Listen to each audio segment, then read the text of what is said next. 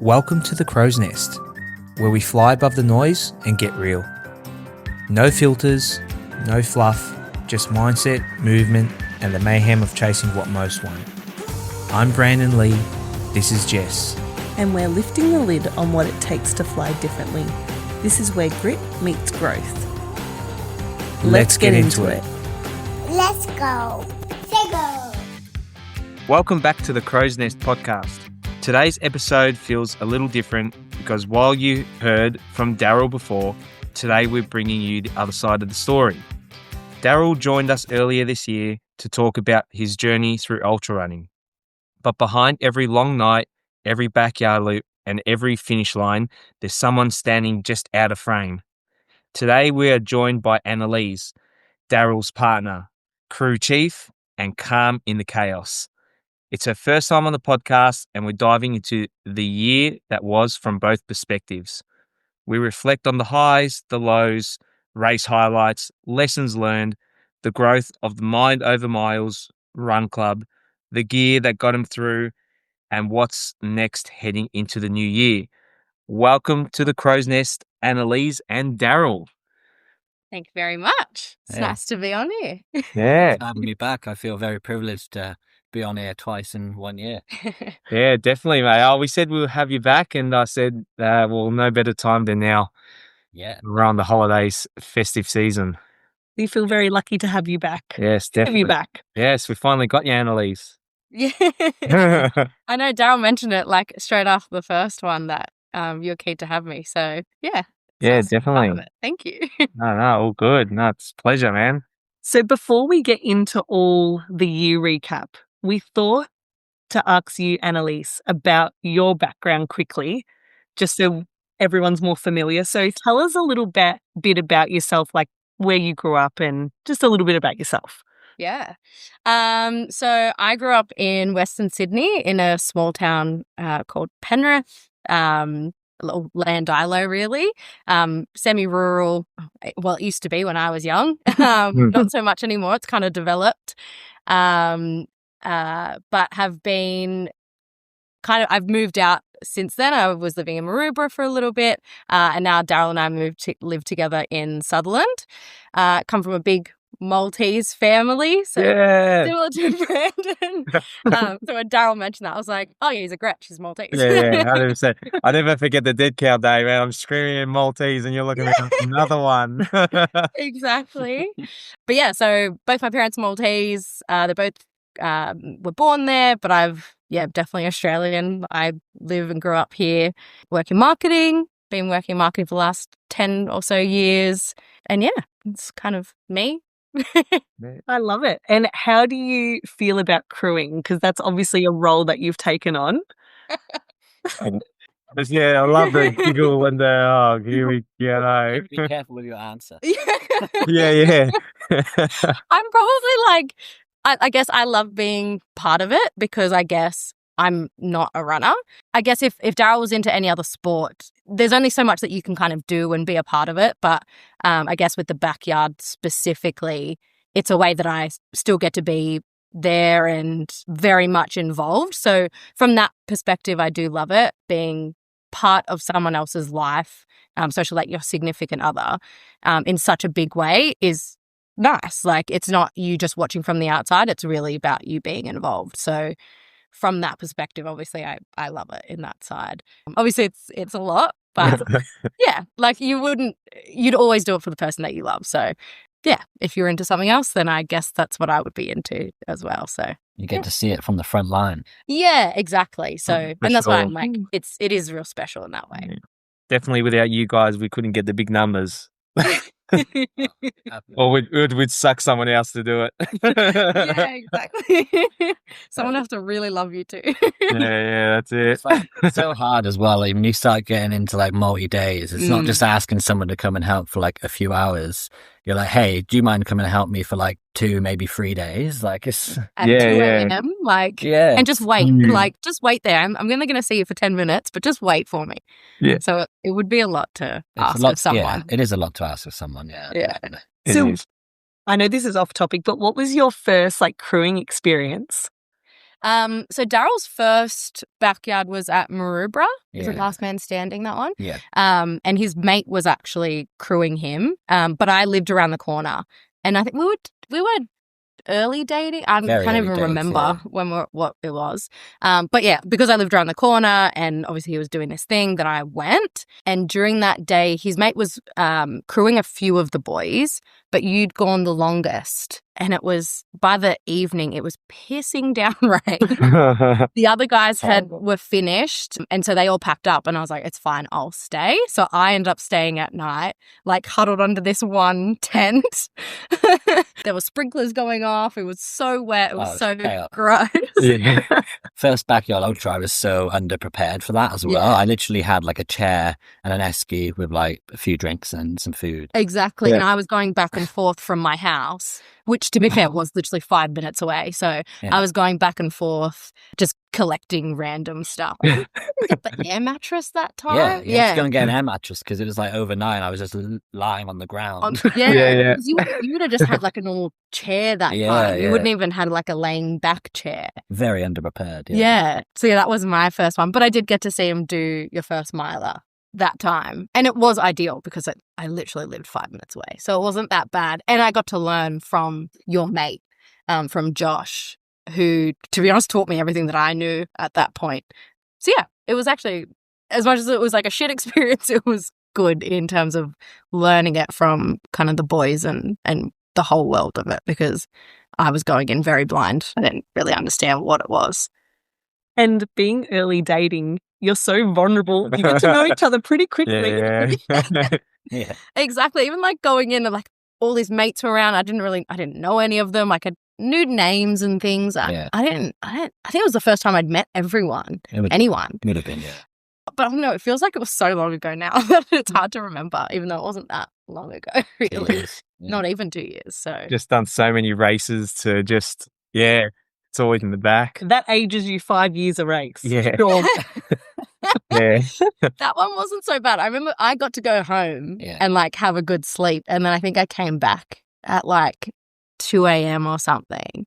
Because then Rusty came Yeah. at that around the same time. Yeah. He's like, oh, mate's coming as well. I was like, okay, but I better come as well. Yeah. Just to make sure. No one was around for that like last part. No. But yeah, that was the weather was horrendous. So bad. I It was was so soaking bad. wet. Like my feet were just It's never been as bad. That's definitely been the worst. Yeah. yeah. Because At least that's the board. That's the line that nothing can get any worse than that. It always gets better. Exactly. we got to like 24 hours and then I was like, yeah, I'm done. And I pulled out and then you were like, oh, aren't you going to keep going? I was Yeah. Because you seemed fine. Because you seemed fine. Like you could have kept going. Yeah. I was happy to go because it was wet. But Yeah. yeah. I think I was just like, You hit your that's goal. enough. Yeah. Yeah. My goal. That was literally my second ever ultra as well. it was, yeah. Yeah. Yeah. Well, and for a backyard, that's a tough one. Yeah. Doing a backyard as your second ultra Yeah. for sure. Crazy. Yeah. All right. So we're going to sum up the bit of the year this year, 2025. I'll ask a question for both. Yep.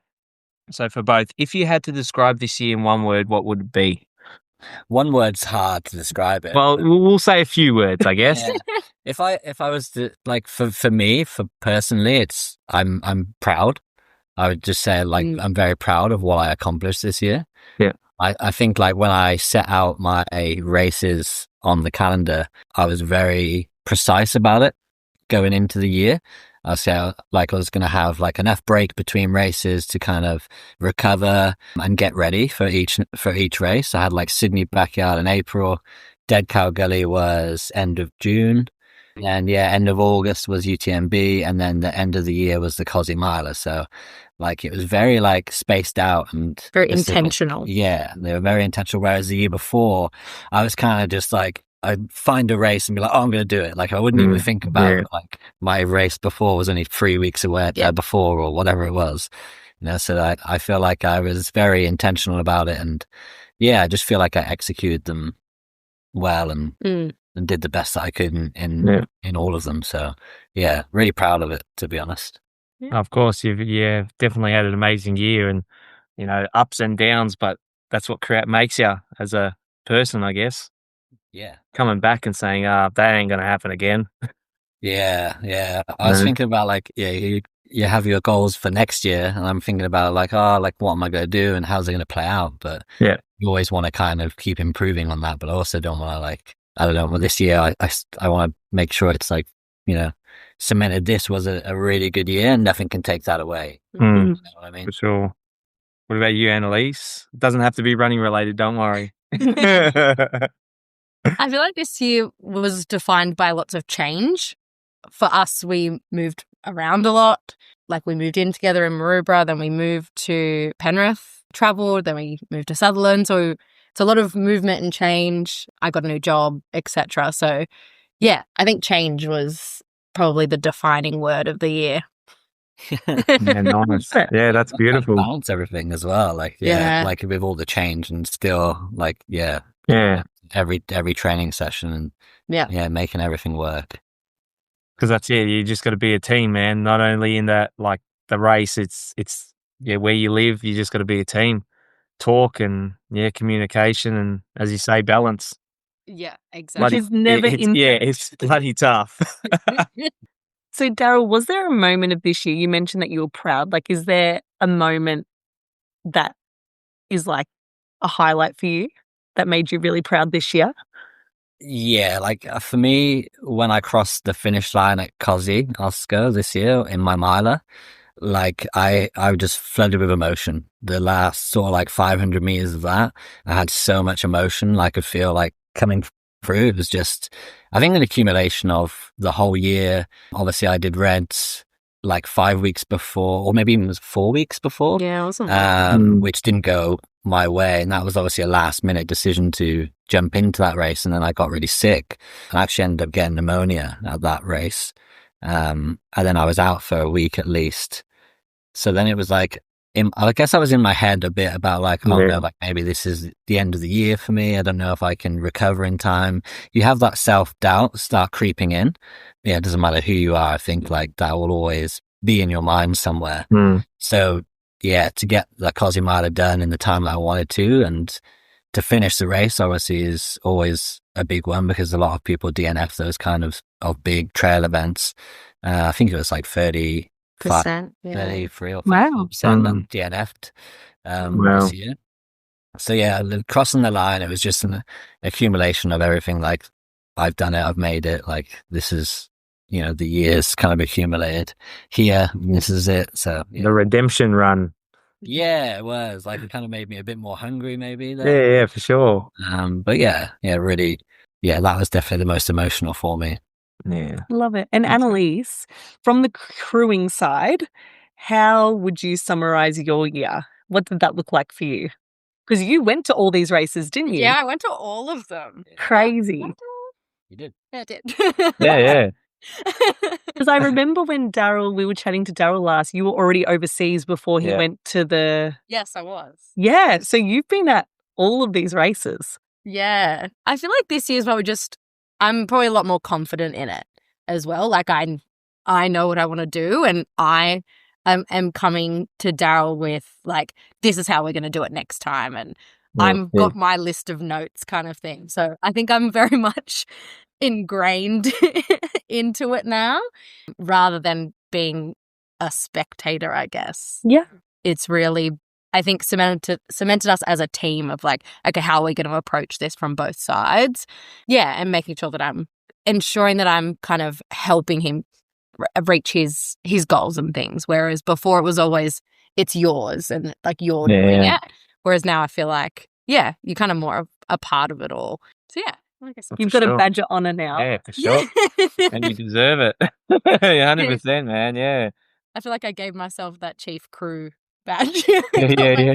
Especially like UTMB, like it's so hard to, like, you're going through 3 countries. Yeah. And like you've got to checkpoint, and she's like getting on all these different buses, like meeting me in Italy, and then I'm in Switzerland. Yeah, how have you done that? And like the weather was so bad there. Oh my God, that was so bad. So yeah, even just like that, like for me, it was just like to see her like turning up at all these aid stations and just waiting for me, and it's just such a relief. Like in those kind of, like you're out, you're in Europe, another country, and finish and coming into an aid station, finishing that checkpoint, and then you being there is such a relief for me because it's kind of like, oh, I know everything's going to be ready for me. I don't have to do it myself. I relax, and I love It's the one thing we don't need to worry about. It's just we just got to run. Yeah. Those checkpoints are hectic. Oh, they're crazy. Yeah. They're crazy. You watch them on the internet, man, live, and just whoa, it's like, and I could imagine if like a whole group of people come in at once. Oh, Yeah. Just like 20 different languages being splattered around. And it's just a mess. I know. It's such a mess. There's just bodies everywhere. Like people are just like huddled over in balls and trying to sleep. Yeah. There's no seats. Like, Oh yeah, there was even people like up on the climbs. They would just like run out of energy and then they just curl up in a ball.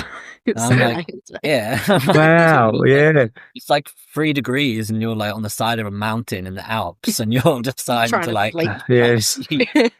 Can you keep it down there? I'm trying to sleep. Oh shit. God, that's like just as Batman. bad as me, a dead cow. Yeah. Batman. Remember him when he was just like curled up and at dead cow and in the bushes? Yeah, that's it. I was just tired, mate. Just wanted to sleep. So we might touch on some of the highs and lows of the year. So we might touch on the highs first. So we'll go to Darryl first. What was the biggest high of the year? It's got to be the double miler, I think. I think that was the biggest goal that I had of the year. I feel like I trained the hardest in that period, like from finishing Sydney Backyard to Dead Cow. I was just like a man on a mission. Like I felt like I was a man possessed, like just running. All of my time was either running, working, or eating, more or less. And yeah, I feel like I just put in so much work for Dead Cow and just feel like it all just came together and executed to perfection. And yeah, it was just such an amazing experience as well. Like it's probably what gives me one of my highlights for a long time, I think, just that race in general, and then getting the 48 and then also doing a few more extra as well. So yeah, it was really special for me. Yeah. For sure. Something crazy. And Annaliese, what were your highs of this year? Highs of the year. I think traveling probably was my high. Because where'd you go before Darryl travelled? Were you? I was in Malta. Oh, so you visiting family or? Yeah. Yeah. I was in Malta. So I had a cousin that was getting married there and I had most of my immediate family going over for it. Yeah. So I got to do that. And then we met up. Yeah. Yeah. Then I did a few countries. Yeah, I did a couple countries by myself and then we met up. To be honest, my high of the whole trip was paragliding in Chamonix. And so I always tease Darryl because did I end up going higher than you did when paragliding, I think I went about 4,000 meters up. Wow. So I was like, I did what you did, but I just did it from the sky. Yeah. I climbed up my feet. Yeah. Darryl's running. Annaliese's like, hey, man. Yeah. So that was actually my highlight of the trip. So it was kind of nice to like have our own highlights for the same spot. Yeah. Just in different ways. Yeah, definitely. And Chamonix is what a country that is. I see pictures and it's just, I'll show Jess. We got to go there one day. I'm like, look at it. It looks like a postcard. Even if you're not running, like we were saying this, weren't we? Like how cool would it be to have like a Mind Over Miles, like training run over there or something, like a training camp. And like, cause it's just such a cool location. Like, either side of the valley is just these huge mountains and you can just, whichever way you go up, it's like 1,000 meters of and then you just get these incredible views. Yeah. Like it looks like a postcard, just isn't real. It's a cool spot, even like for someone that's not a runner. It is, there's a cool festival and things and a vibe going on that's nice to be around. Yeah, for sure. Yeah, even if you're not running or anything. Drink beer and eat lots, mate. Yeah. For sure. Exactly. There's so much to do there. Yeah. Because they have festivals and stuff there as well, don't they? But so especially with the running festival, they'll just have other festivals too. Like the expos going on, and there's always something going on. Yeah. For that week, especially. So the running expo is like huge. It's like insane. It's like it's like a little village. You just don't even realize how many like running grounds there are to start around. Yeah. You just spend a small fortune there. Yeah. Yeah, I spent a lot of money. Make sure if I go, I'll save money. I had like 5 weeks left in Europe, and I'm trying to like work out how I'm going to carry all this stuff around for the next 5 weeks. Love it. And even just like running influencers or whatever, trail runners that you see, like that I follow on Instagram and Strava and stuff, like just run past you in the street, like Max Leaf was there. He ran past, I think, Dan Green as well, like the guy who won the Cocodona this year. Like he was there and just runs past you in the street. Yeah. Yeah. There's famous people that, Jess, unfortunately, you don't know. I'm nodding. I have no idea what you're talking I know. The girl's just looking at clueless. Yeah. I'm like, oh, I know. Yeah, he like run past in the street. I'd be like, that's such and such, and she's Yeah. like, oh, yeah. Yeah. But it's nice to see you be a bit like starstruck of like, Yeah. oh, like I really like that guy, and then he showed me the Strava. I'm like, cool. Yeah. I love that. So, Annaliese, was there like a favorite race for you this year, crewing? Like a high-end race? Yeah, I'd probably say Dead Cow. One, because I think I did the most there as well. Like with the other races, it was a lot easier, obviously, for Darryl to have like friends and things come in and out. But I did a lot more of it. We only had kind of one of Darryl's friends, which luckily kind of joined us. And I think it was really emotional, like him crossing the line at Dead Cow. I think it was like the first time that we really connected at the end of that race, where it was kind of that more of that joint effort of getting him to the finish line. So I think it felt really nice for me to feel that and see that, because he achieved his goal and he was really at his limit, and I'd seen it all kind of from beginning to end. So And that's a huge effort. Yeah. That's a huge effort to be there from start to finish. Yeah, it was a big day, and not even like it was even driving up there, and it was the whole week really that it took, and also just knowing, like seeing him train through that, as he just said before, he was really kind of dedicated to that one. With the other ones that he did in the years before, it was always kind of shorter training, whereas that one he was head down for 3 months, like all in. And so I knew what it meant to him as well. Whereas Sure. like I said, the other ones, it was always kind of shorter trainings, whereas I really saw that one all the way through. So it was a high for me in that, got to be kind of more a part of it. That's great. Sure. Yeah, no, definitely his training. That's why I latched onto him at Dead Cow. I knew, we'll get there. Don't know how, but we'll get there somehow. I said, well, I'll need one person. So, yeah, definitely, man. So this is for both of you. What was the toughest race or moment that you had this year? Yeah. Yeah. Yeah. I feel like- Crewing is hard, man. I've done it for like 20 hours and it's something. It's hard. yeah, there was definitely some like low moments. Yeah. So there's a bit of a backstory to this, to the Doe Miler, in that when I did get it, like everyone in my crew was just kind of like, obviously just pushing me out to go again, right? Like, let's get ready to go again. But I think in that moment, I felt like I needed to celebrate my success almost. Yeah. So I felt like no one was like sharing my success. I didn't feel like any positivity or something like that. Like a celebration of like, oh, you've got it. Yeah. I kind of just got the shits. Yeah. I think I had a little like temper tantrum, like threw my headphones to the ground, and I'd upset Annaliese. And she's just trying to help me. She was trying to give me like food, and I was just like, no, I don't want. Yeah.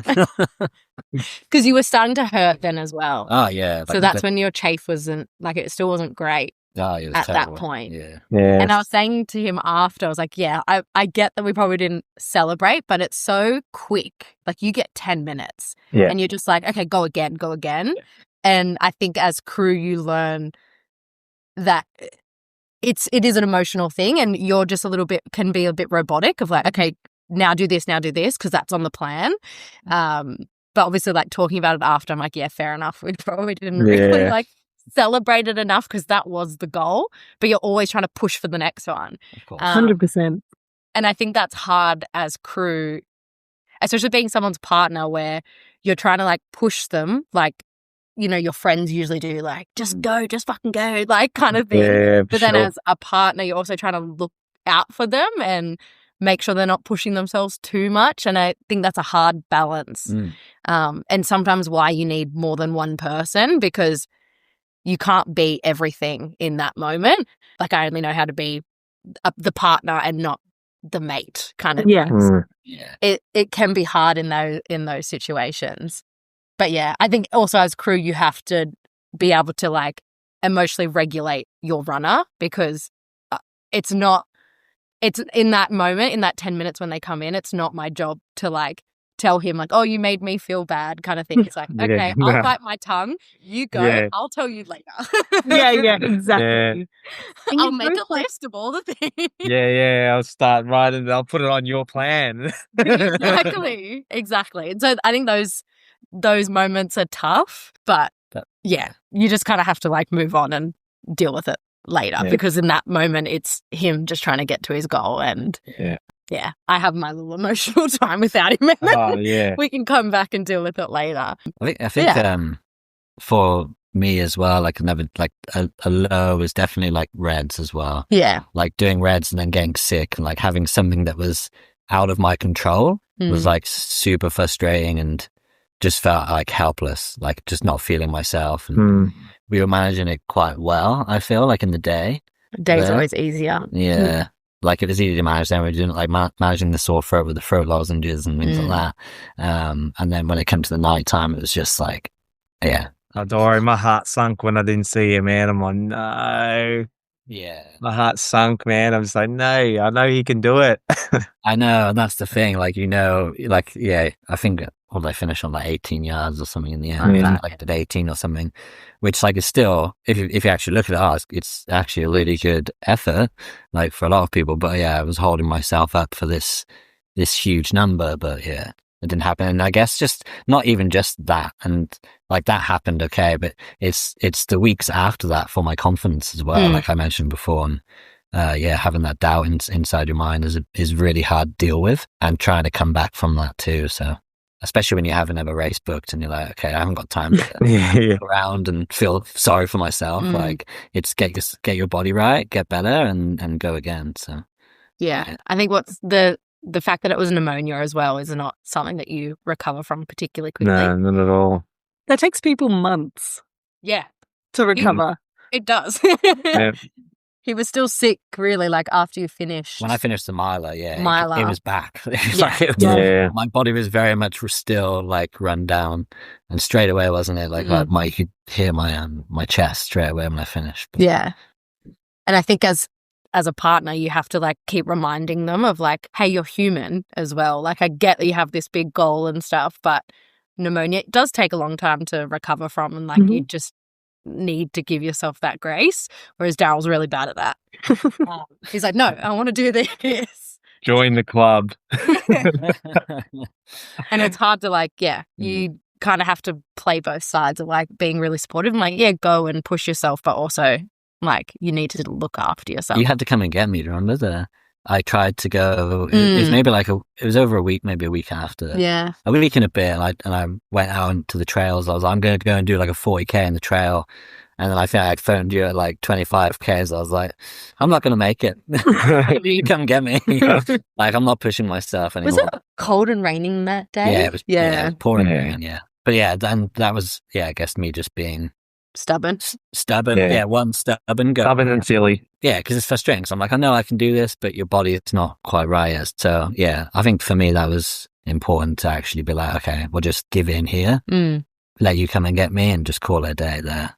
Yeah, you've definitely gotten better at it this year with resting, because that was something that we had spoken about. Yeah, that this year you needed to rest and to know that that's part of the training plan. The year before, you didn't do that at all. No, and cause some injuries. So that year that was something that you had to learn this year. Definitely, yeah. And there's no doubt there's bigger goals for 2026. So you got to make sure you're in the right body and frame of mind, I guess, knowing you've done what you could, and then just go all out. And you guys are a great balancing act. I feel like that's so important to keep you grounded, but also support you. Yeah. It's that hard balancing act always. Yeah, exactly. It is hard to know which one to say.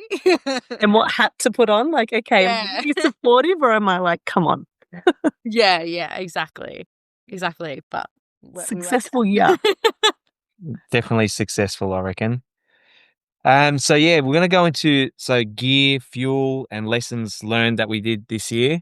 Well, this is probably going to go towards Darryl, I reckon, for this one. What gear was a game changer for you this year, Darryl? It could be multiple, could be a few things, like pretty much a gear review. Best gear you were using.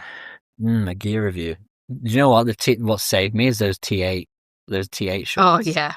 Like, since I finished Dead Cow and had that chafe, I noticed everyone was wearing those T8 shorts. But you never wore them, did you? No, never had them. Oh, right. Damn. Yeah, and with like the commando underwear that goes underneath them, and like that, well, they're so good. Like, now I wear them all the time, and I don't really have So you rate the commando underwear? Yeah. Because I'm trying to find new underwear. My step ones gave me so much chafe as well, man. Oh, really? It's bad. Nah, honestly, yeah, get onto those. Like, they were actually game changer for me. Like, I don't know, it's hard to say, obviously, but if I had them at Dead Cow, then I didn't have that chafe. Like, I definitely could have got a few more loops, I'd say. Like, that pain was excruciating. So that's been a big one for me. What else this year? I love the shorts. Shorts are the best. Oh, yeah. I wouldn't have done UTMB without those poles. They were just like, you had to have those poles to get up some of those mountain slopes, especially when it rained, because it was so slippy. Like, even the trail shoes weren't gripping like great on some of the climbs, and I was on my hands and knees at one point. Far out. Yeah, there's some of the ascents on there are just like wild. Poles was another big one. I use them a lot at the miler as well. Yeah. Like, they definitely just save your legs. Like, once you know how to use them properly, they feel like a cheat code. Yeah.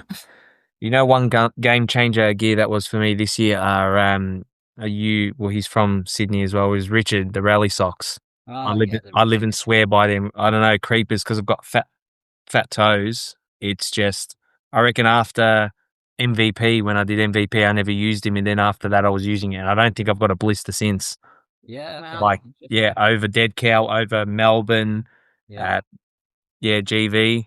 Yeah, not once, and that's been my highlight, my gear top. Yeah, top of the top, I reckon. Yeah, when you look after your feet, you can go far. Oh yeah, 100%. And you're chafing. Yeah, the T8 shorts for me are like number one. Poles would be number two. And I used tell you what I did use at Sydney were really good. Those arm sleeves. Like, it was actually really hot on that second day at Sydney, and everyone was complaining about the heat, and it didn't bother me once. Whereas the year before, I was really bad and struggling in the heat. Like, honestly, didn't bother me once. I had these just white arm sleeves that I got from like Amazon, like super cheap. And you can put ice in them and just cool yourself down. What size arm sleeves, mate, with those guns? Surprised they could fit. Triple XL. They're actually leg sleeves. But yeah, like calf sleeves. They were another one that were really good, I noticed. And having like the safari hat.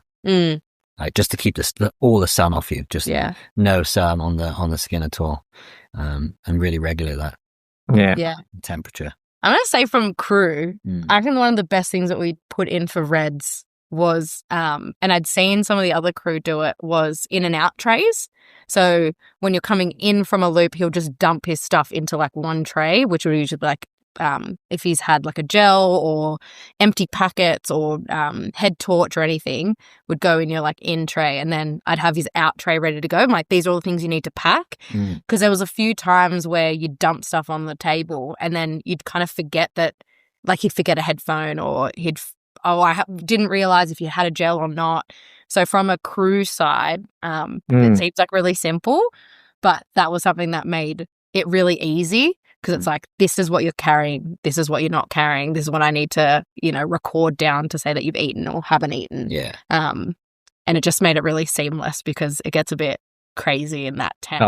For sure. So I'm going to suggest that from a And the race plan that Gabby did for me as well. It's Gabby from Intensiviz. Yes, you're working with her now. So she had like a really good setup for my race plan for Reds, which made it like more easy for the crew than anything. So easy. Like for Annaliese specifically, like really really easy, and how we had the food swap items there, and you can really clearly see what you're having on the loop as opposed to like off the loop when you're coming in. That's what was confusing for you and the guys before, right? Yeah, exactly. So sometimes like we would have everything written down of like, okay, this is what you're having each hour, but then it would get confusing if he hadn't had something on the loop, and then trying to make up for it when he's either sat in the chair or on the next loop. But you kind of, sometimes you're chasing your tail a little bit in terms of the nutrition, and so the way that Gabby outlines it is very clear. It's on loop in the chair, on loop in the chair, and again, those in and out trays kind of make sure that you're aligning to it very easily and making sure that he actually took it, or it's not just laying on the table somewhere and he's forgotten it. So I think, especially like as much as we didn't quite get to testing it fully at Reds because we didn't get to that point where you're delirious, I think that will make sure that we're kind of eliminating any issues at those points. And for when you've got a break, I feel like it's going to be easy for someone just to come in and look at it, and you not have to give them a big, this is what we're doing. Yeah, a big debrief. You literally just go, here's the plan, follow it, done. Like, it's easy. Yeah, exactly. It made my life easier because I think during those times when he's on loop, I was always like pandering around, like figuring out, like, okay, he might not want this, let's do this as an alternative or whatever. Whereas that plan made it so much easier. I was actually resting between the loops. I actually didn't have much to do. Yeah, you're like on your laptop reading books. Yeah, good. Yeah, it was well, good. At least you can sleep more. Have a couple of minutes. Yeah, exactly. Yeah, that's awesome. That's good to know. Might have to pick your brain a bit more, Darryl. Yeah, definitely. Don't think she'll be listening to this. Sounds good. So is there anything that didn't work and won't be returning in 2026, gear or fueling wise? And from a crew perspective too, that you've seen. I'm going to say too many carbs. Yeah, probably too many carbs. Yeah. Yeah, well, that was what did you put on when you were chafing? You said it was like battery acid. What did you put on? Pseudocreme. Pseudocreme. Yeah. That's out of the window. No pseudocreme if it's an open wound. There you go. There's a tip, hot tip. Hot tip. Yeah. Not put that on there. I remember him screaming. I go, bro, you all right, man? It was like battery acid. But I had all my sleeve was like covered in pseudocreme because I put my arm down there and was like rubbing it off the sleeve. Oh, man. So you probably have and it sticks on everything. It stays on all your clothes. Yeah. And just the smell of it too, just like, it's traumatic now. It's a traumatic thing. Even it can't be in the house anymore. No. Yeah, no, definitely. And I had my carbs were too high as well. Yeah. That's another thing that Gabby helped me with. So we adjusted my carbs and my sodium intake because I did have a couple of stomach issues at those backyard events. We couldn't really work it out, like what it was. Trying to pinpoint it. Oh, is it this type of food? Is it this? And when we reduced the carbs, everything was fine. Yeah. Yeah. And it just makes life a lot easier when you're crew and you're trying to like shove food down their mouth. At least it's a little bit less now. So yeah, that's good. From like 90 grams to, was it 90? Yeah. 80? 90 to 60. To 60. So it's a lot less. I've also cut a lot of weight as well. Yes. So it kind of makes sense to drop it as well. Yeah. I think from like the first backyard, I was maybe 89 kilos and I was sitting at Reds. I remember I was like 81. So I'd lost a lot of weight from all of the running. So we were going to touch on something that we didn't get to touch on a lot the first time we chatted to you, Darryl, and that was about Mind Over Miles Run Club. It's gone viral, mate. Like everyone has them. And so great. So it's obviously grown so much this year. What has it been for you? What has a highlight been of the Run Club this year besides its growth? Like, what would you pick? Probably like meeting all the new people that I've met at the Run Club, and just bringing them into a community of like-minded people to come and run ultras. A lot of people that have come, like I've seen so many people this year that have never ran more than 30Ks or they never ran more than a marathon. Like one guy literally came to the last event and he hadn't ran more than a marathon before, and we did like 50Ks, 55K I think we did that time. And it just makes it, it's a platform for everyone to succeed and it doesn't even have to be like an official event for them to do something like really cool. And yeah, I think for me, it's just like seeing people reach those goals they didn't think was possible, and I'm giving them the platform for it to happen. So yeah, it's been awesome to see that side of it. And yeah, I've met so many cool people over this whole year. Just that I don't know how many members we've had come down. It's got to be over 100 people that have come. Surely, yeah. And you've had great success. Like your club just shows, your determination and what knowledge you share with them just works. Well, yeah. There was a guy wearing a T-shirt in Melbourne. I'm like, hey, I'm not there. Like, what the hell? Yeah, Matteo. Yeah, I think he's just moved to Melbourne. Yeah, so good.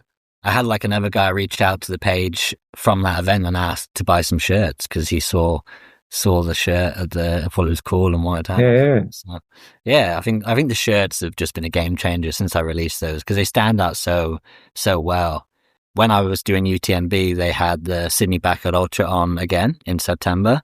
I forget the number of how many guys were there. Maybe we had like 16, 17 guys from Mind Over Miles actually running at that event, and they all lined up like without me there, and they all lined up and got the photo together, and then it just really touched me. It's just like so cool to see from the other side of the world that all these people that didn't know each other at the start of the year to now like, getting each other through loops. And I heard some stories about some people were struggling and, they ran with each other to get them through. And it's just, I just love that. Yeah. It's cool to know that it's bigger than yourself. Exactly. Like I don't have to be around anymore for them to go for runs together and things like that. Like, it's really sure. And it's a good community for like, say travelers or people that move there that's got no one. Like, hey, let's go to a run club. And, Sydney's a popular place. So you'll, no doubt you're helping others to gain confidence in themselves, knowing new people just for going for a run. Yeah. Yeah. Great. Like, we change the location every month as well. So that's another big thing that I think makes it more accessible for people, especially, people that drive and they get public transport or whatever. And having it as a backyard ultra style run where you can join on any hour, as opposed to, if I said, okay, let's go and run in a trail for 40 Ks and you've got to meet at this point at 6 a.m. Like, some people can't make it. And then you have everyone who runs different paces. Whereas, you have a backyard style event. We run every hour the same loop. You can come down at 8 o'clock, 9 o'clock and just do a few loops. You don't have to come at the start. And, it's it just works. Like, it's really happy. And that's catering to lots of people's abilities and schedules and everything. Yeah. Especially like paces, people get scared. Oh, they run too fast or too far. It's like, no, man, we're just walking and running. Like, we're just having a chat. Exactly. When they get there and do it, it's like, oh, it's actually not too bad. It's just like a little fun run, or kind of thing. Yeah, exactly. Yeah, one of my friends had brought his dad down. So he brought his dad, and his dad, I don't think his dad had run more than like a kilometer before. And his dad was like set on running this loop, and it was like a trail event we did. So it was still the same loop, but it was on a trail. So it was about, I don't know, maybe 90 meters of vert, which is, a good bit of vert. And he did the 6.7 Ks and like, just, it was so cool to see. And I think for Isaac to see that his dad could do that and join in as well. It was pretty cool for him to be part of it. And he like shook my hand after and thanked me. And it's, you could just see in his face that he loved it. Yeah.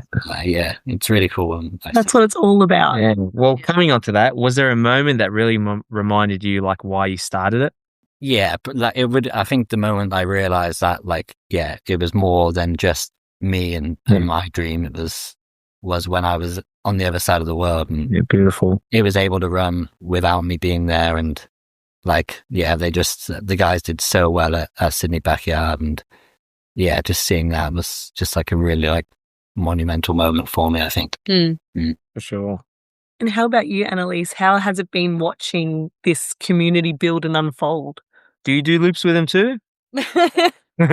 I did one and Nice. I cut the course. yeah. The Maltese way. I was taking content, so I had to like cut the course. Yeah. Love I'm going it. to say that at next Dead Camp event. No, I'm just thinking. See, anyone can be a part of it. You just cut some corners. Yeah. I think probably hearing Darryl come back after each one, and he's always like really excited to tell me who like hit a PB or anything like that. He's always like excited to tell those stories, and I think I'm always it's always really nice to see it because you can kind of see on his face that he's really proud of it and stuff. And so it's really nice to see the whole concept of it. So I can still remember when we were first talking about it. It was just before you went to Thailand. So it was literally this time last year. Almost, maybe a bit before, maybe a month before. Yeah. And we sat at Nando's and you're like, I'm going to start this run club. And I think even in that moment, we came up with the name. Yeah. We were talking back and forth. And I don't even know who anyways, I'm going to say I made it up. Yeah. You'll take it. I'm going to take it. Yeah. I'm a marketer. I'm going to take it. Well, that documentary was pretty similar, right? Yeah, exactly. So it's cool to see it literally from the idea and him creating it all. Because I literally remember then, I think was it when you just got back, you'd posted it and everything. I was like, oh, okay, he's actually doing it. It's ready, it's going. And I think seeing the shirts, again, I'm going to take my little credit. I designed them, so cool. It's nice to see them out in the wild again. As a marketer, I always like seeing your concepts in reality and out there. So it's always really cool to kind of see that kind of really come to life and get to be part of the joy of it. Yeah. How did you feel? So now I understand why you said the doco. So how did you feel when Harvey Lewis did take your name? Mine over miles, mate. That's you. That's Dazza and Annaliese. Another steal as well. You know, the hardest geezer, Russ Cook? Yeah, he just released a book called Mind Over Miles too. Yeah. You should get it and just sign it. You go. Copyright. He needs copyright. You need copyrighter, man. That is something. Oh, it's a great thing. Yeah. You've come up with a great thing when Two Greats has taken it. Exactly. Yeah. And how good was Harvey taking it in for the documentary? Yeah. Everyone was tagging you in it. Yeah. In the actually in the video, I'm even wearing the Mind Over Miles shirt. You are. Yeah. Yeah, definitely. Yeah. They should be paying you royalties. Yeah. Well, maybe hopefully they listen to this. Yeah. Yeah. You're like, I'll just take a documentary. It's fine. Yeah. I'll take my cameo appearance. Yeah. That'd be a nice compensation to it. Yeah. Absolutely. Yeah. So now that we're looking at the year ahead, what are some goals for 2026 personally and obviously running wise? I think we're kind of talking about that, obviously coming to the end of the year and figuring out what life looks like next year. I think, as I said, this year's been a lot about change and finding that balance. And I think personally for us, it's probably more so about settling in. Yeah, I guess getting used to our new life. And I think figuring out what our goals are in terms of personally for the future. There was a lot that was kind of already in the works for this year, like traveling and moving and all those kind of things we knew were coming and big race plans. Whereas I think this coming year, it's a lot less full and it's more about kind of, I guess being a bit quieter maybe. At least personally, I'm sure there's always going to be no matter what. More focus on you guys. Sorry? More focus on you guys, just... Yeah, exactly. And just figuring out what life will look like in the longer term. But it's a bit quieter this time, I think. Well, for now. It's nice. I feel like last year, especially the second half of the year, it was so... From Dead Cow Gully, really, it was so go. Like every week there was something on, more or less, and right up until we were traveling. And then even coming back from Europe was only a few weeks, and then we were moving again and moving house and balancing these backyard ultras and these trails and training. And then you start a new job, and it was just there was always something happening. And I feel it's just been very go. So it's going to be nice to, take a slow start to the year. I feel like it's much deserved. During, through the chaos, you learnt balance at least, you learnt how to deal with the big chaos. So relaxing would be, probably something you need. Yeah, would be good. Yeah, for sure. And goals wise? From like racing? Yeah. Nice, yeah. Yeah, so racing or personal, but yeah. So yeah, I already spoke a bit before in the last podcast about trying to make the Sat Champs team. Is obviously still one of my bigger goals and probably more of my bigger dreams. So trying to get there is obviously going to be on top of my list. So I decided to do Sydney Backyard Ultra in April. So at the moment, that's going to be my key focus. So that'll be my main goal. So really I don't stop training, but yeah. even after the mile, I was like, I'm gonna take it easy these next few weeks, and I've still been running like a madman. But it's more For the joy. more. I'm running for the joy. I'm not running. Yeah, I'm not. Oh, I need to hit this number this week. Do you know what I mean? It's really nice just to put a podcast in, go out and run in the trails and just enjoy the run, not worry about anything. Like I can pause my watch and take some photos and, just really relax more at the moment. But yeah, going into next year, I think April, I think it's mid-April is Sydney Backyard Ultra. So, well, you've got Bagman and you've got Timmy K. So you've got the big boys. They're coming. Big guns there. Yeah. I'm sure there'll be like a few more people announced as well. There's going to be 700 runners there as well. Wow, 700! What? Which is insane. So, yeah. Oh my God. See how they're going to manage that. My main concern with that is the noise. How noisy it's going to be, especially like I know how important it is to bank sleep that first night. So trying to balance that is going to be difficult. I know that's like one of the things a lot of the top guys disliked about it. Have you got any scoops for who else is coming besides those two names, big names? Look. I might do. I've heard a few whispers, but I'm not sure if they'll come to fruition or not. So okay, fair enough. Just in case, I'll talk to you when we're done. Yeah. I don't want to upset Alex. He's the guy who runs it, so yeah, I don't want to upset him in case. Yeah, okay. Yeah, We'll just ban him from this. We'll ban him from listening to this. Exactly. Yeah. Yeah. I mean, so it's like 15 weeks or something. So I feel like I can again, kind of like Dead Car get myself like in a really good place training for that. And I haven't booked anything ahead, so. There's no more backyard ultras or anything in the schedule.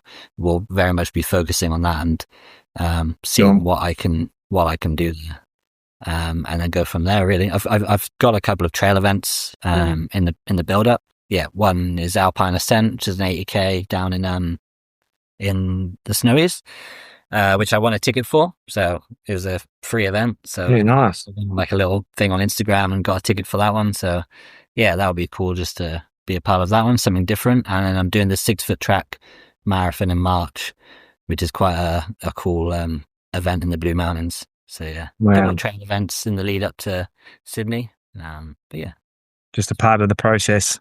Yeah. I feel like just that's enough for now. Just to set my sights on that, and I can really focus on Sydney and putting all my efforts into that without looking too far ahead. For sure, that's exciting. How do you feel about that, Annaliese?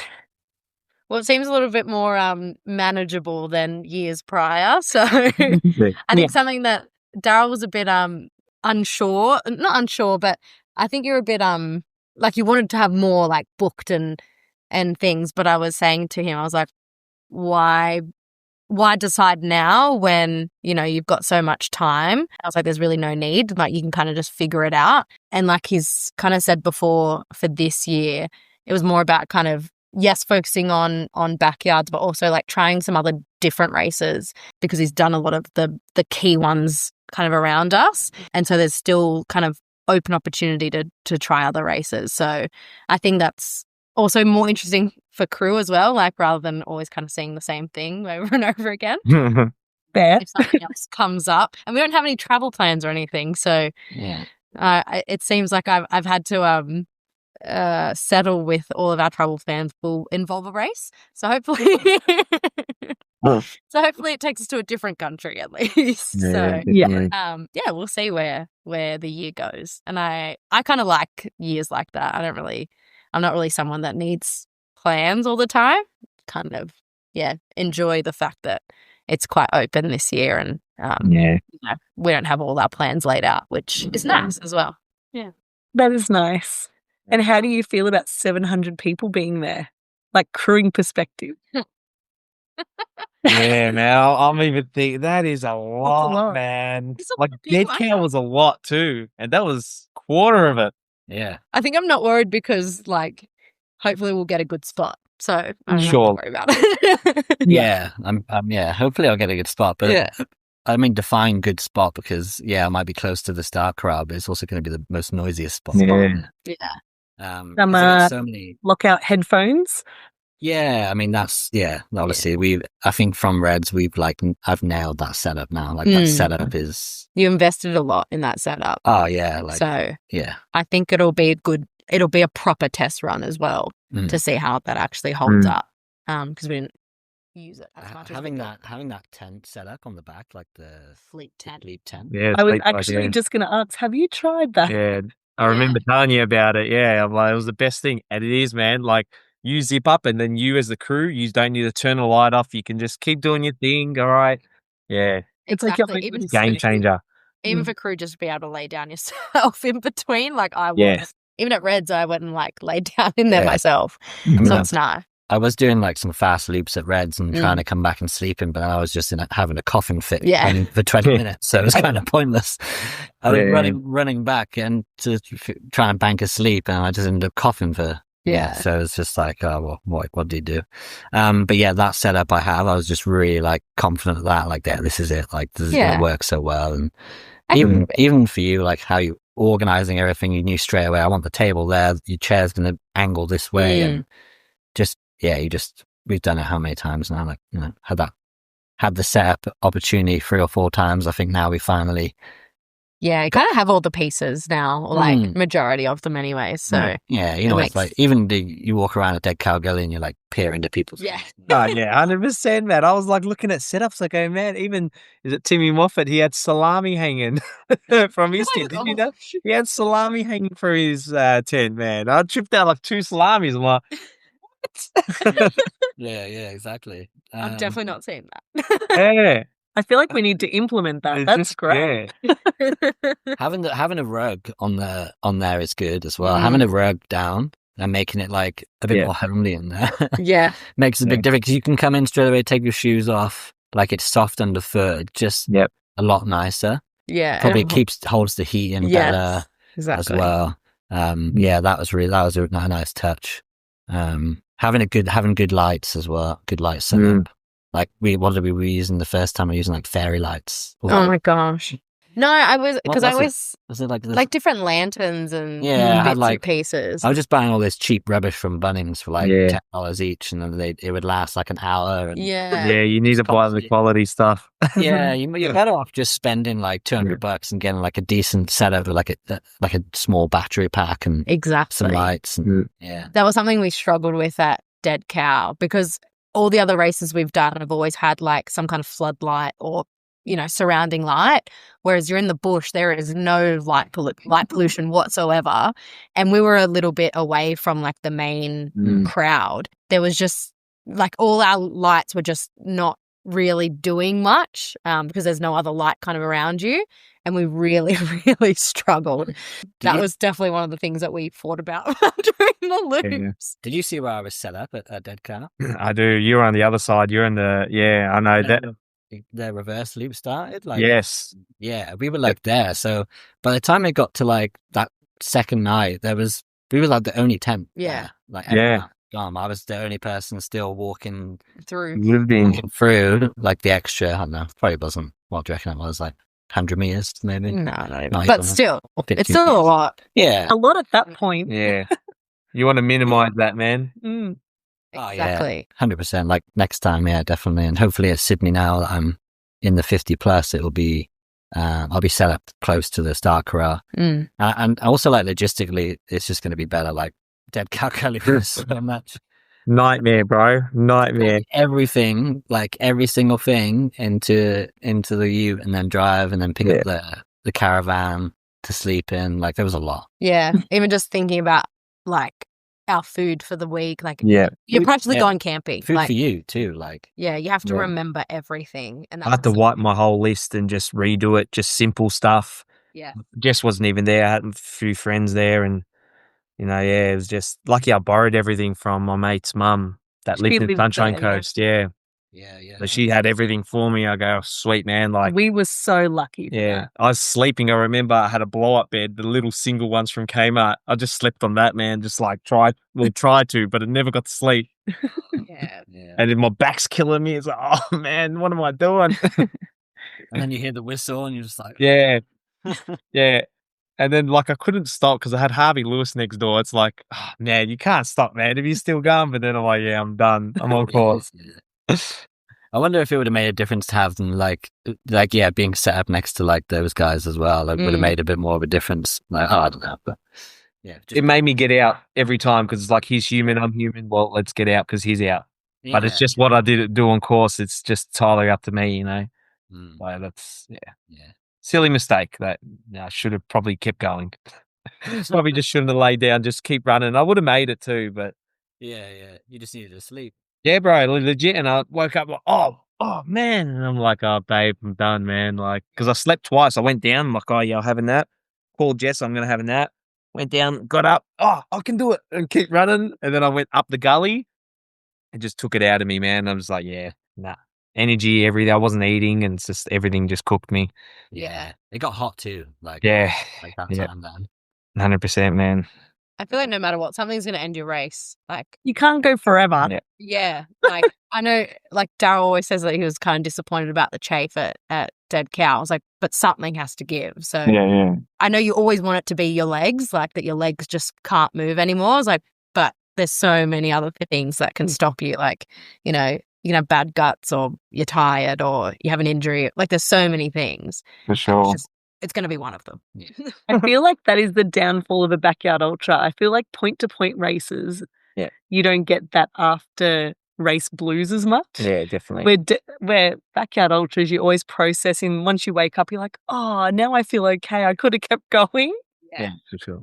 There's one person, and I'll mention him, is Joel. I've been learning off him a lot. He processes a race so well. Like he accepts it. Yep. Proud of myself. I've done this far. It's all I could have gave. And I just I admire it because it's not me. I'm just you're an idiot. What have you done? But like, he's just very, and I've been trying to do that, especially after GV. I think I just went into like, He's hey very man. mindful. Yeah. Mindful of himself, just who he is, what he done, what he just did. Yeah. Because, hey, you did 18 and it's like, mate, that's over 100 Ks. Tell someone out there to do 100 Ks. That's a lot of Ks, man, While you're sick. Yeah, exactly. And sick, yeah, that's it, and sick. But like I was beating myself up about it, like, Yeah. Look, I was really upset the next day, wasn't I? I was really down about it, and like even though it was out of my control, it's like I think there's this expectation on you as well. Like everyone on the outside is looking in at you. You might have this big number. Oh, he's got 51 yard PB. So you're expected every time you go into an event, you're going to get that number. Exactly. It's not realistic. Like it's so hard sometimes just to get to 24 hours, and a lot of it is hard. It is like a lot of the big guys, the big names have all said, like sometimes their first 24 hours is the hardest and then it gets better. So yeah, I think that's also another hard thing to have, is that expectation on you now, because you're up there with these sort of like high numbers, and you've got almost a pressure on you. You've got to kind of just forget about it and take each race as it comes. And like you said, you're only human, so you can only do what you can do on any given day, and you're dealt with the hand that you get that day, and that's what you got to do with it. So oh, for sure. Can you make sure you clip that for me? And I'm gonna I know. I know. That's it. I'll remember that. I might download that and have that as like a little, bring your laptop to an event and just yes, absolutely. So normally we have like signature questions, but Darryl has already answered them. Yep. So we thought in theme of the year review, we might do a little rapid fire of a few questions and see you guys' response. Okay. That's okay. Yeah. Sure. Just will be answering. We'll be saying the questions. Go. You want me to do Yeah, it? you do it all. Okay. So what was your favorite race snack this year? You do love an LCM bar. I love an LCM bar. Like, and I've also discovered a new flavor recently. Like, What is it? banana chocolate. Mm. Oh, yes. His friend had them. He's like, I've never seen them. Like, I need to Yeah. find them. Yeah, my friend was over from Singapore, and he's from the UK originally as well. And yeah, in the UK we've got like they're called Rice Krispie bars. So they're just LCMs but thicker and bigger. And I was telling him about them, and he was like, "Oh, I need to get myself a box." And then he brought them in, and I'm like, "Whoa, where's this flavor?" So like I've discovered new flavors now. So kind of like my love for them is back. Like I'll be eating them out on the trails like every weekend. Yes. Yeah. We So we have them too. They're good. Oh yeah. Have the birthday cake one. It's like the rainbow. There's all the rainbow ones. Yeah. How about you, Annaliese? Well, when you're crewing, Favorite snack? I think my favorite one is I made myself like a cheese board one night. I was like, no, I'm gonna have like a proper good snack because otherwise I just end up eating lollies and stuff. yeah, And I think it was at Sydney Backyard. I was like, no, I'm gonna have a cheese board with like chocolate and berries and yeah, great. wine. I'm very close to bringing wine. Maybe next time. You have to hear from Emma. Yeah, Emma. She always has a party tent and she has gin and champagne and Yeah, they're drinking and crewing. yeah. Look, I got plenty of time to, progress through my snack, so I definitely will be on that. So what was your least favorite part of Backyard Ultras this year? Chafing. Definitely. Yeah. The one. I'm gonna say probably like the days after. We were talking about this before. Was I think as a crew, you think that crew's like done after the race is done, but like your runner's always like exhausted. Darryl struggles to sleep at night, like afterwards because he's in pain or just wired, and you're exhausted as crew. But then you are still crewing because he's also like because he's exhausted and because you get a little like brain fog for the next week. It's still going on, so that's probably the part that I don't like as much because you think you're done, and then She looks after 3 babies. week of it. Yeah, I can't imagine. I can't imagine. Yeah, they wrestle me and I go, I'm stop. Yeah, no touching and like, yeah. I think after Dead Cow Gully that was hard because like you were trying to cook still. You obviously still exhausted yourself, and then you're trying to like cook for like me and like Lockie was there. Yeah. My friend was there, so you're trying to cook for like 3 of us, sorry, and you're exhausted yourself, so you kind of like forget about all that. Yeah. I even ran out of food the one. I didn't even get like Yeah, I went and got burgers and stuff. yeah. Yeah. It's Just so takeaway different. for the whole week. Yeah. Done. So hard. And I had to drive out of Dead Cow Gully because we were towing the caravan, and like my feet couldn't even fit in my Crocs. Yeah. Like they were like So swollen. the Croc was like that. And my foot was like in it diagonally, like just about my toes could just about fit in. Wow. It was so bad. And then I had to drive this thing back to Brisbane, drop it off. But then I think And then I drove the and then rest. you drove pretty much the rest. From Yeah. from like South Brisbane to home. Because my feet just wrecked. Yeah. So yeah, it is hard like that those few days after. And I think that's where we like tiff more because we're both exhausted at that Yeah. point, and I'm You're both done sleep holding my deprived.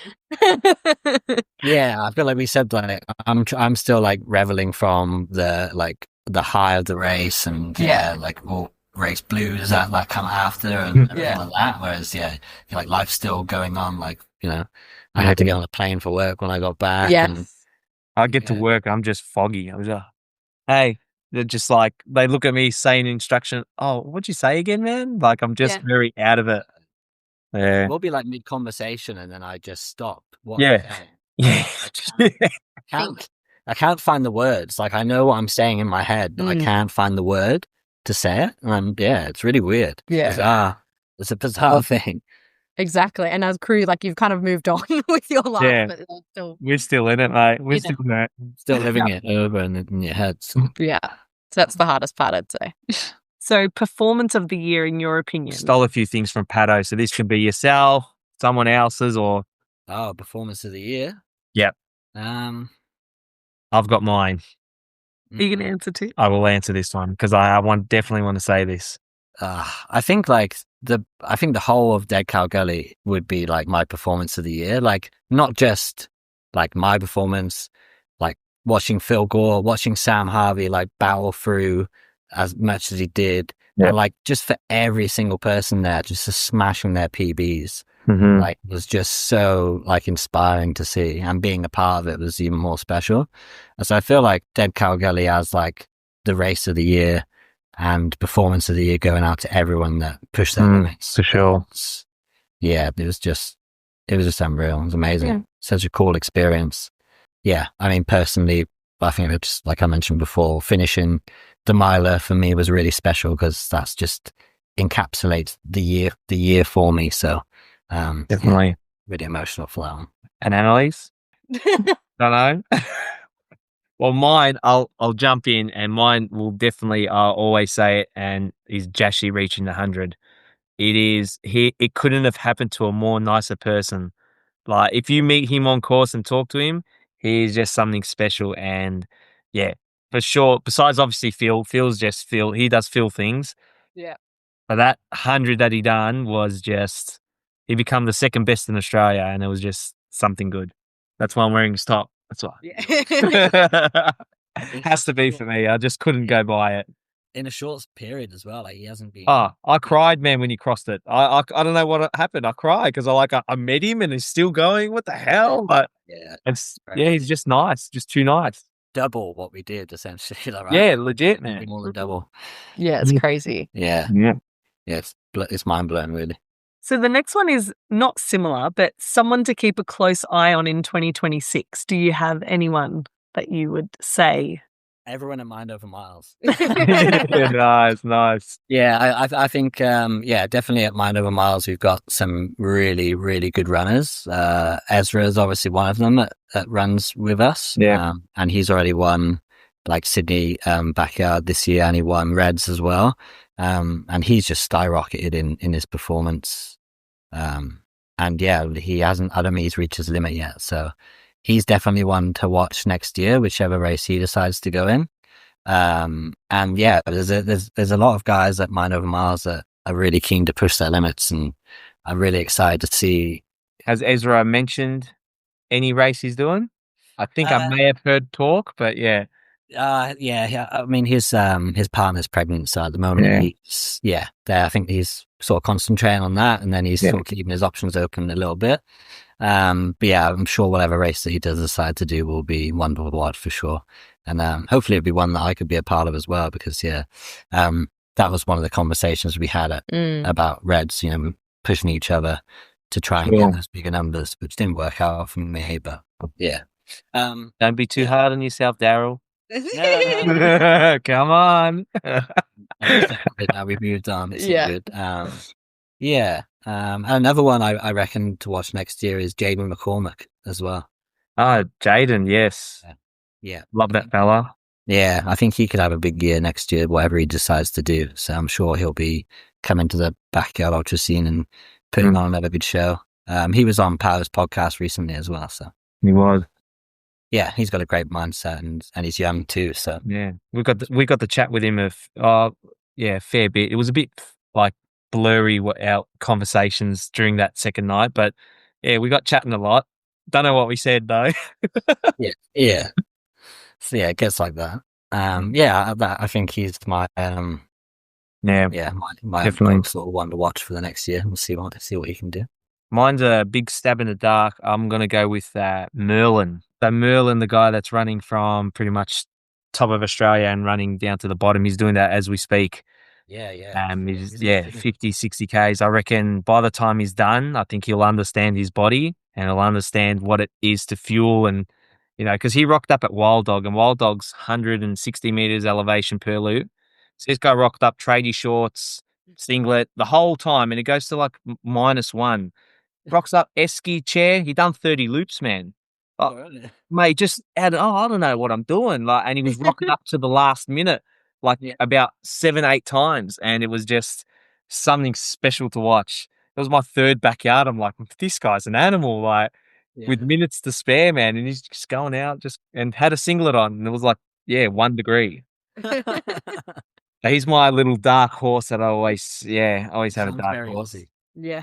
That Yeah. sounds like a very Aussie person. Yeah, He is. oh, for sure. Perfect.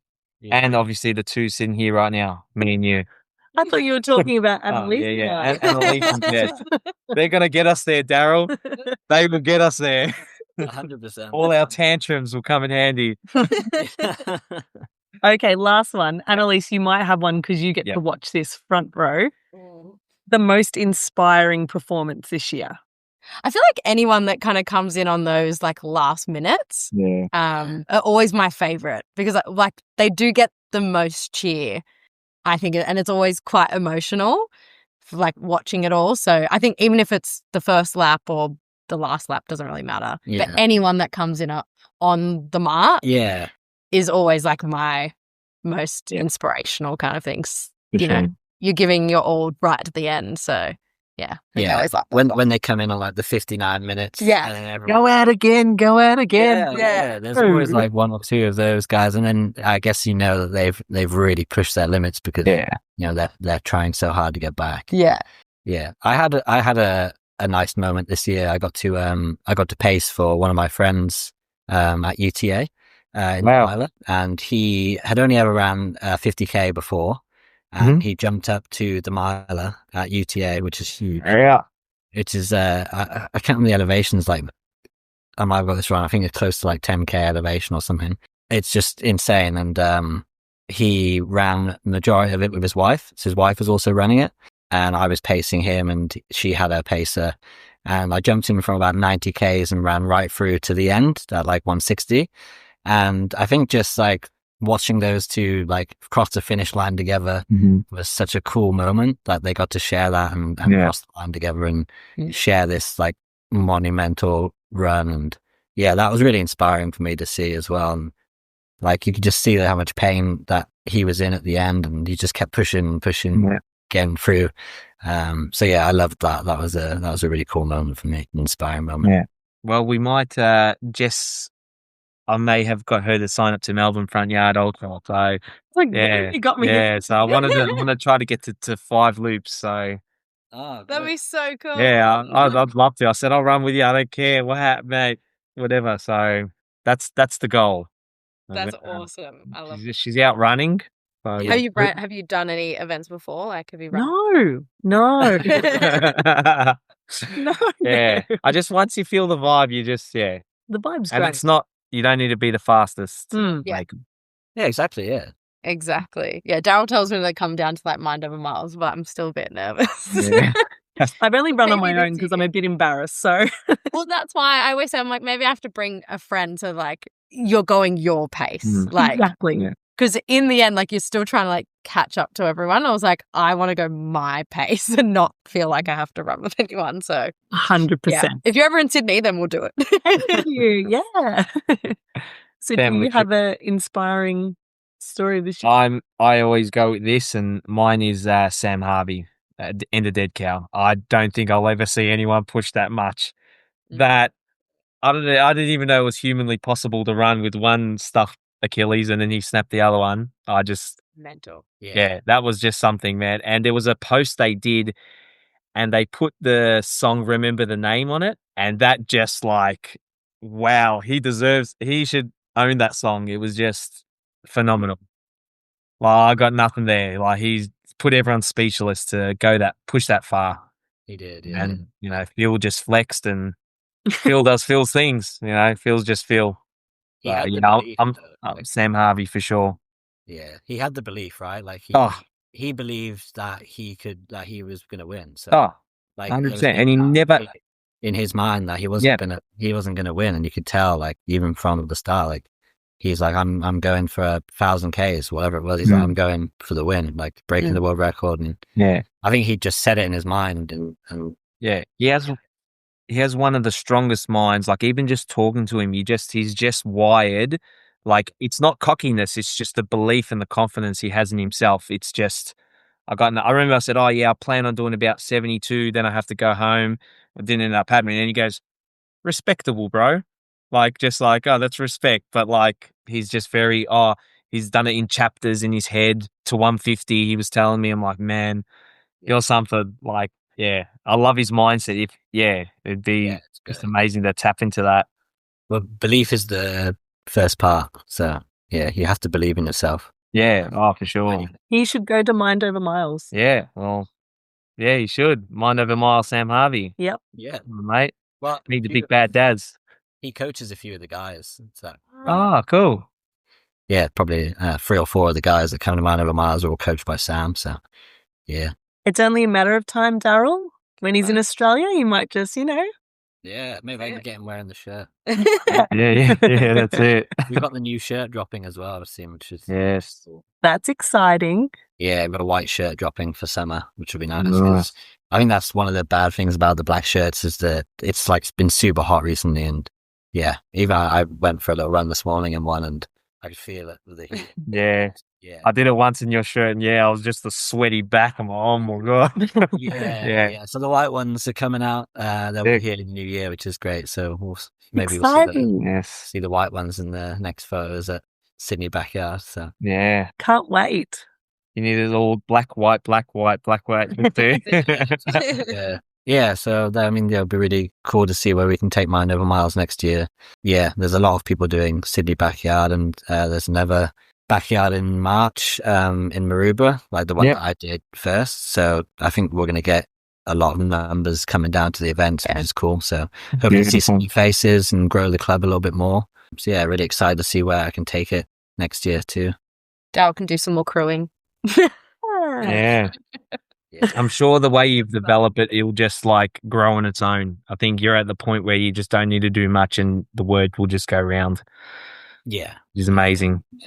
Yeah, maybe one person like every week or two, I'm getting like a new follower and someone messaging saying, "Hey, when's the next run?" Or so it's really cool. It's so authentic and nice that it's growing. Like you've planted this seed, and it's now nourished enough that it can just spread.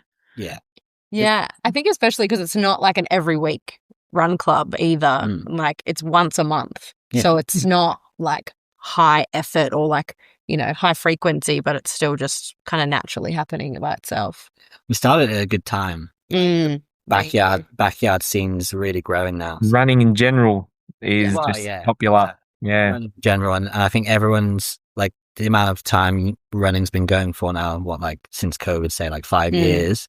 Everyone's kind of like, oh, they've done the half marathon, everyone's done the marathon, and everyone's going, what's next? Yeah. So they're all making that jump to an ultra, and what's this? They find a backyard ultra and they want to see how far they can go, and it's more manageable than, saying go and run 100 kilometers in the Blue Mountains. That puts a lot of people off. Yeah. Whereas, you have like a flat course and 6.7 Ks every hour. So it's a lot more less scary, I think, for someone on the outside looking in going, oh, okay, I think I can do that. I'll give that a go. Yeah, absolutely. Yeah, definitely. Beautiful thing. Well, thank you two for coming on the Crow's Nest. It's It's been so nice to like recap after speaking to you, Darryl, at the starter point of the year. Yeah. And having you, Annaliese, join us. It's so nice to see both sides of a finish line that you both work so hard for. No problem. Thanks so much for having You're us. in the same shoes as us. Yeah. It's good. I don't feel as bad now. Well, we'll have to do this next year, hey? Yeah. We will after We'll do big numbers get played. Recap. Yeah. I'm sure there'll be plenty. But we hope. I want to ask you, Brendan, quickly, what's next for you? What's next for me? So I've signed up to MVP, so it's on the Backyard Ultra. Just not taking it seriously, just going. It's 5 minutes from home. What the hell? I got someone that's doing Melbourne front yard, and he wants to learn all the food and nutrition. So he's coming to crew. So hopefully, Jess can be on content role just with the camera. I don't know that now. Yeah. And just like you, man, I'm all in Melbourne. Yeah, Melbourne. There's tunnel vision, man. Like it's just Melbourne. That's the one. What's the date on that again?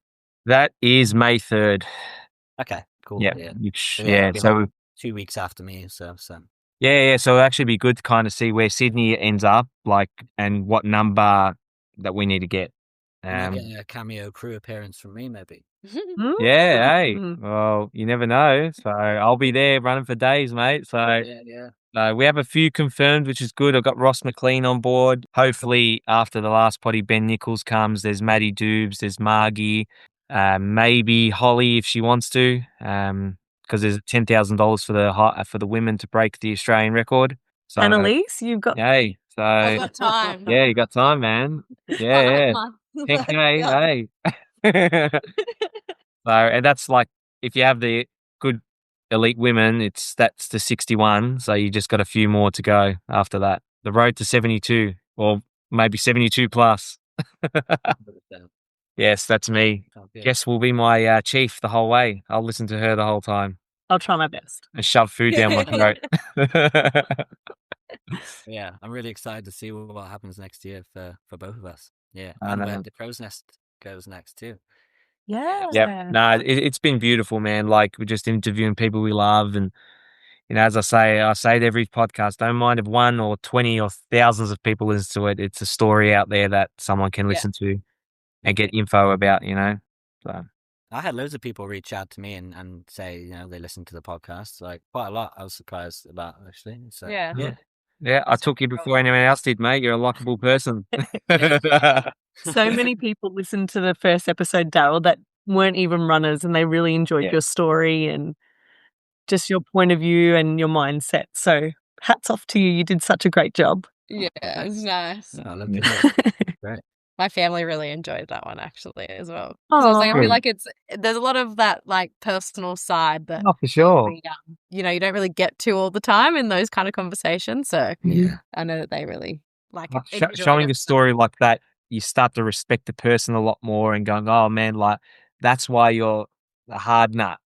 Yeah, like it's amazing. And it's nice to chat running, but it's also nice to hear about people's lives elsewhere and their journeys. Yeah. And like Annaliese, your point of view on everything. It's not many people get to tap into that because no one asks. Like you're just there. We need you. It's like the most important things we need, kind of thing. The crew is just such a vital part. You might be able to scrape through to 24 hours with no crew, like depending on the individual. But if you're going more than that, you need someone there.